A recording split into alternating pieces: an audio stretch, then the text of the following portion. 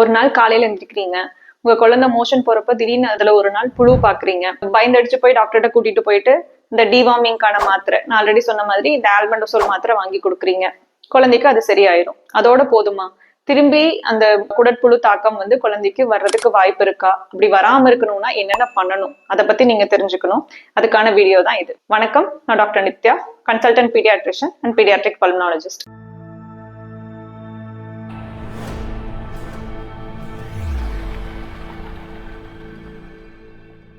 So மோஷன்ல புழு வர்றது வந்து குழந்தைகள்ல நிறைய பேத்துக்கு ரொம்ப காமன். இது வந்து வெறும் ஹூக்வாம், அதாவது நம்ம ஆல்ரெடி பேசியிருந்த மாதிரி ஹூக்வாம் அப்படிங்கிறது வந்து ஜென்ரலா நம்ம எல்லாருக்கும் வரக்கூடிய ஒரு குடற்புழு தாக்கம்.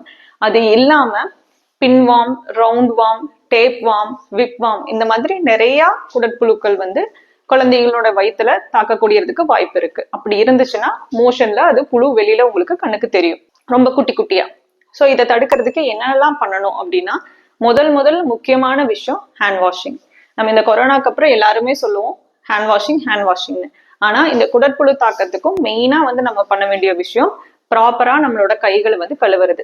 எப்பப்போ அப்படின்னு பாத்தீங்கன்னா, ஒவ்வொரு முறை நம்ம டாய்லெட் போயிட்டு வந்ததுக்கு அப்புறமும் சரி, எதுவா இருந்தாலும் குழந்தைகளுக்கு நம்ம ஃபீட் பண்றோம்னாலும் சரி, குழந்தைங்க அவங்க கையால் எடுத்து சாப்பிடுறாங்கனாலும் சரி, கண்டிப்பா வந்து ஹேண்ட் வாஷிங் பண்ணணும்.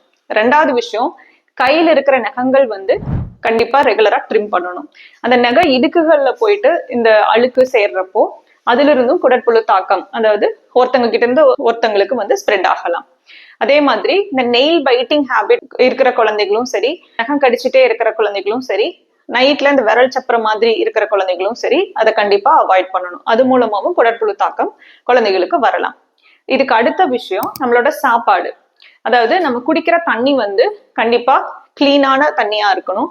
உங்களுக்கு டவுட்ஃபுல்லா இருக்கு, ஒரு காமனான வாட்டர் சப்ளைல இருந்து நீங்க அந்த தண்ணியை யூஸ் பண்றீங்க அப்படின்னா, குழந்தைகளுக்கு கொடுக்குறப்போ கண்டிப்பா கொதிக்க வச்சு ஆற வச்சு கொடுக்கறது ரொம்ப நல்லது. அதே மாதிரி நம்ம கடையில வாங்கினாலும் சரி, டைரக்டா விவசாயம் பண்றவங்க கிட்ட இருந்து வாங்கினாலும் சரி, கண்டிப்பா ஃப்ரூட்ஸா இருந்தாலும் வெஜிடபிள்ஸா இருந்தாலும் நல்லா வாஷ் பண்ணி அதை யூஸ் பண்ணணும். ஏன்னா நான் ஆல்ரெடி சொன்ன மாதிரி அந்த குடற்புழுக்களினுடைய முட்டைகள் வந்து அந்த ஃப்ரூட்ஸ்லயும் வெஜிடபிள்ஸ்லயும் இருந்து அது குடலுக்குள்ள நமக்கு போயிட்டு நமக்கு தொந்தரவு வர்றதுக்கு வாய்ப்புகள் இருக்கு. அப்புறம் நம்ம வாங்குற வெஜிடபிள்ஸும் சரி, நான்வெஜ் ஃபுட்டும் சரி, ப்ராப்பரா நல்லா பாயில் பண்ணி குக் பண்ணி சாப்பிடணும். ராவா எந்த வெஜிடபிள்ஸும் சாப்பிட்றப்ப கண்டிப்பா ப்ராப்பரா வாஷ் பண்ணி சாப்பிடணும். முடிஞ்ச அளவுக்கு வேக வச்சு சாப்பிடுறது நல்லது இந்த குடற்புழு தாக்கத்தை பொறுத்தளவுக்கு.